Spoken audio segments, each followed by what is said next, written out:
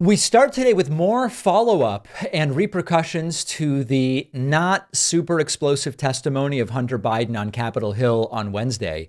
Yesterday, we went over a lot of the immediate reactions, and I want to go over a couple of others. You know, Democrats came out of the Hunter Biden testimony behind closed doors and said the entire Biden impeachment is dead. I'm going to play a couple examples of that for you.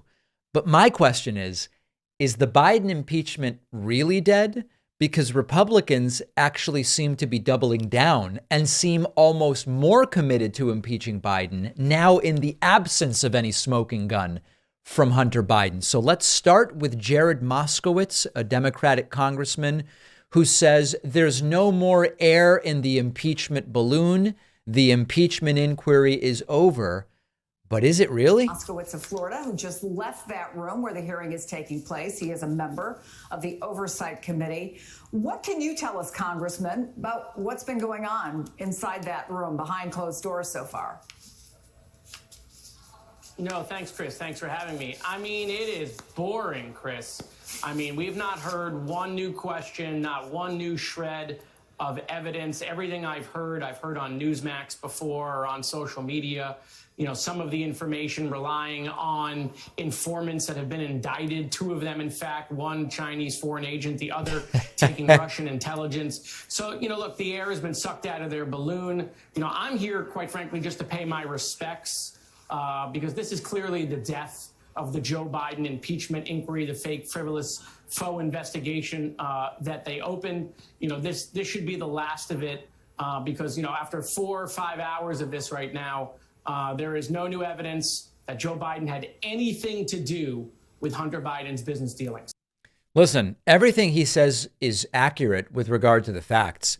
There was just nothing. We've still heard nothing meaningful from the Hunter Biden testimony other than Republicans saying there were some discrepancies between things Hunter said and other witnesses have said, which could be innocent differences of recollection or anything. The idea that discrepancies between witnesses in any way point to Joe Biden crimes. But I don't know that Moskowitz is right that Republicans are ready to let this go. Here is another example. Democratic Congressman Dan Goldman also saying this is the nail in the coffin. But I don't know that it is. Let's go back to the oversight side, Dan Goldman. Sure, I'll be brief. I want to be very clear. That first hour of this much anticipated testimony was the nail in the coffin to what is a complete bogus and sham impeachment inquiry.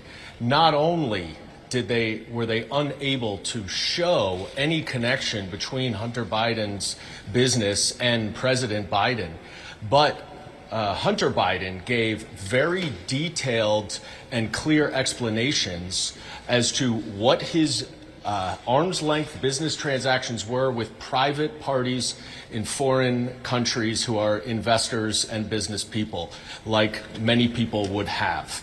He went through a laundry list of board seats and jobs that he has had over his 30-year career after he left Yale Law School, and he withstood some inappropriate attacks even in the first hour. So it is not simply there's no connection to the president, which we've known all along and which was made clear again, but there is a very understandable, coherent business explanation for every single thing that they asked for. So obviously these Democrats are right. This thing should be over. There's no air left in the balloon. There's no meat on the bone.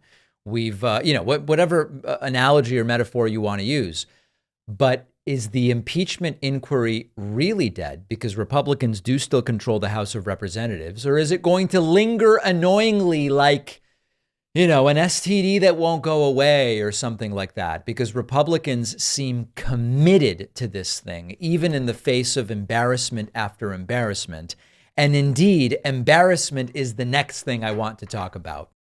Did you know that even if you exercise once a day and then basically sit the rest of the day, you can still suffer the consequences of a sedentary lifestyle? Because physical inactivity throughout the workday can cause a whole host of different health issues. And that's one of the many reasons I use a standing desk, a desk that can go up or down. It gets my creative energy flowing. I can walk around. I get circulation. I really don't want to go back to a regular desk. And the standing desks I've been using for years are from a company called Uplift Desk, which is why I asked them to become a sponsor. They let you customize every little detail of your new desk, dozens of different types of wood to choose from. You can choose the size, the type of grommets, the color of the hardware. Do you want casters? So many ways to customize it and make it yours. Uplift Desk has been chosen as the New York Times best standing desk for the last 5 years in a row. I know you'll love your Uplift Desk as much as I love mine. Go to upliftdesk.com/Pacman and use the code Pacman5 to get 5% off. The link is down below.